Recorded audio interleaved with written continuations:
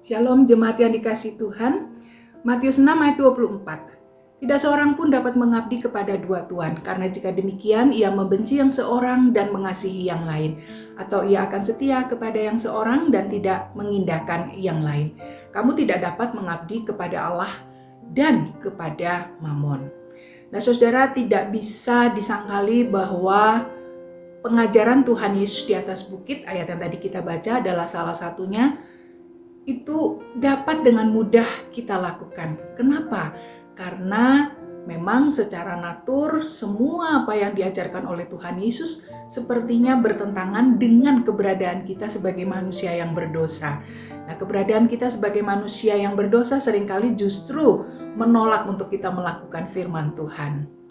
Nah, dibutuhkan satu komitmen yang sepenuh hati kepada Tuhan Yesus agar saudara dan saya mampu melakukan apa yang dikhotbahkan oleh Tuhan Yesus di atas bukit ini.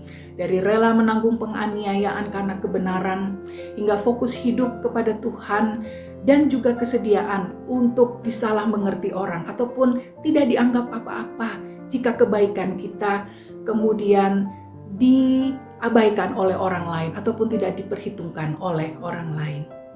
Nah, saudara, ayat yang kita baca hari ini melukiskan fakta betapa cinta akan uang sangat sering bersaing dengan cinta kita kepada Tuhan.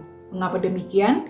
Karena hidup kita di dunia ini dikelilingi oleh orang-orang yang justru sangat menyembah dan memuja uang, yang memanggil kita untuk lebih mau mengorbankan iman kita daripada mengorbankan uang ataupun harta kita. Padahal uang sebenarnya adalah sesuatu yang netral. Tuhan tidak pernah melarang kita mencari uang untuk kebutuhan hidup karena kita membutuhkannya. Namun yang jadi penekanan adalah cinta kepada uang. Itulah yang berpotensi membawa kita jauh daripada Tuhan, menjerumuskan kita di dalam berbagai kejahatan.